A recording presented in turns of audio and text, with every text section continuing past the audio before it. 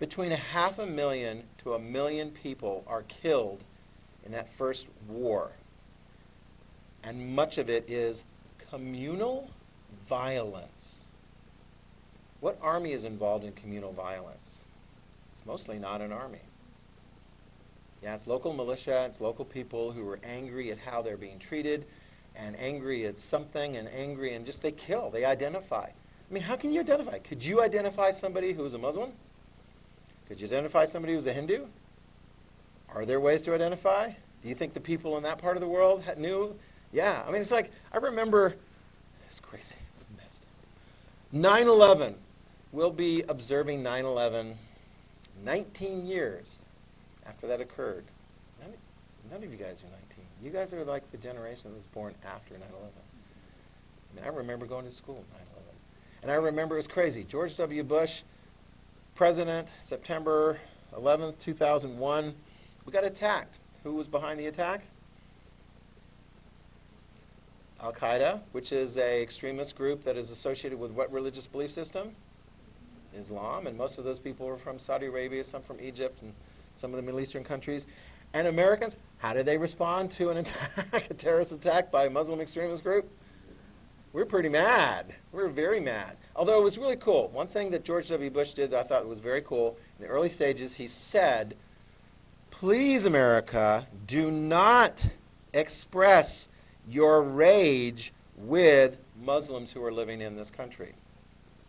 Okay? And I think he tried to make that very clear. And there actually was not much retaliation on the part of Americans. I mean, there was a lot more kind of retaliation on the part of Americans toward Japanese population. It's like, let's round them all up and put them all into camps and so forth and so forth. And yet there was one example of a guy who had escaped. I think his family had moved from that part of the world because of religious intolerance and moved to, I want to say it was like Arizona, Mexico, and so forth, and he was living there. I think he was at a service station filling up his gas, or gas in his car, and somebody who was really mad about 9/11 came along and killed him. I think he shot him dead right there. Because he was clearly identifiable as part of a religious belief system that was not like Catholic, Protestant, and so forth. It looked like it came from that part of the world, and in fact he did. Was he a Muslim? Was he a Hindu? He was a Sikh. And one of the reasons the Sikhs had come from that part of the world was because of challenges that they had with the Muslim population or the Hindu population or whatever. Ironic that a Sikh wearing a very identifiable turban, but to somebody in this country who couldn't tell the difference between this turban or that turban or whatever, just thought this is a dangerous person, and they killed him on the spot. It was horrible. It was tragic. Thank goodness there wasn't a lot of that in our country in the days right after 9/11. But in India, make sure you have this down. In India and Pakistan, there was a lot of communal violence. Vengeance begets vengeance begets vengeance. That's going to feed into some of those future wars between them and the tension. And the leaders didn't want it to happen. Gandhi, not an elected political leader, but like the father of the independence movement, he didn't want it to happen. Nehru didn't want it to happen. Jinnah didn't want it to happen. But there was one area in particular, let's get back to what we know. There was one area in particular where it just was like, oh, I wish it could have turned out a little bit differently, because then it may have taken away some of the fuel for the fire. And that was Kashmir. Who, Tara, was in charge of Kashmir during that transition from British rule to independence?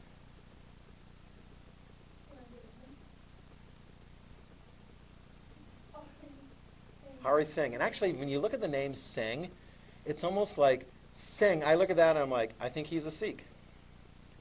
Because that is, if not the name that is taken by Sikhs, it is very, very common among people following the Sikh religion. Singh. Because I can remember that you got Sikhs working in the Indian government and so forth. Last name, Singh. It's like, does any have any other last names? I'm like, I don't know. Are they very melodic? I don't know if they're very melodic and so forth. But he was the last prince of Jammu and Kashmir. And they gave him the opportunity to decide whether or not his territory was going to be part of Pakistan or India or what was going to happen. right? And if you look geographically at that territory, you'll see a lot of it, write it down, majority Muslim. And in fact, you know, this is kind of a hard map to look at because you're looking at this and it's like, there's a lot of population center here. When you start getting over to the eastern part, we're talking about mountains, you know, got a lot of population there. I mean, there are literally areas in Jammu and Kashmir that no one is going to live there for much of the year because it's mountainous. And much of the year, like particularly winter, it's like, you know, you can't like move around in it. But it was mostly Muslim. He made the decision, we got this last time. He made the decision that it's going to go to India. Immediately, local Muslim militia fought him on it and fought the Indian government on it. Write that down. This is new. They fought the Indian government on it. And what did India do? We fought back. Yeah, we're like, you're going to be part of our country. We did this the legal way, and this princely state was in charge under the auspices of this guy, and so we're going to do this. And so they fought. A lot of the fighting in that first phase of the war between India and Pakistan occurred in Kashmir. Who supported the local Muslim militia on their goal to be part of Pakistan? The Pakistani military. Okay? So the government of Pakistan was against the government of India. And their argument was it should be majority rule. Okay? And so we're going to get a lot of fighting going on between those two countries in that area. And you get this population shift going on in all parts of India and areas of Pakistan and so forth. So it's weird. You look at this war, part of it is this communal violence nastiness, and another part is the official, like, armies versus armies. What was the result? Okay? What was the result? A form of stalemate. Okay? The result of the end of that first phase of the war was January 1949. There was a ceasefire. Okay, a ceasefire. Okay, so I don't know if they, like, oh, we'll be at peace with you. No, I mean, they're looking at each other and very warily. India had maintained 60% of control of Kashmir, and Pakistan had about 40% of control. Yeah. January 1949. Okay? So, is that a permanent agreement as to the boundaries? No. Okay? It's a ceasefire. It's kind of like North Korea and South Korea. Do they permanently agree on where the boundaries are between those two countries? Not exactly. There is a demilitarized zone, but there's not a permanent, like, signed peace agreement. There's a peace agreement after World War I. There's a peace agreement after World War II. There's no peace agreement after the Korean War, and there's no peace agreement after this first phase of the Indo-Pakistan War. 60. Okay? And just to complicate things, we'll get to it later, China actually has a claim for part of Kashmir too. You're like, really? Really? Could you make this even more complicated and difficult?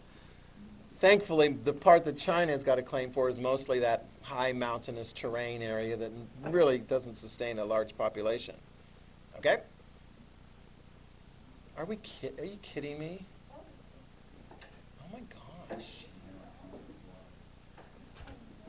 We'll continue, wrap up Indo-Pakistan wars. Next time, we'll do the Algerian War. Next time, we will, and then we'll wrap up with the Algerian War finally. The time after that, and we'll have the quiz. Okay? All good?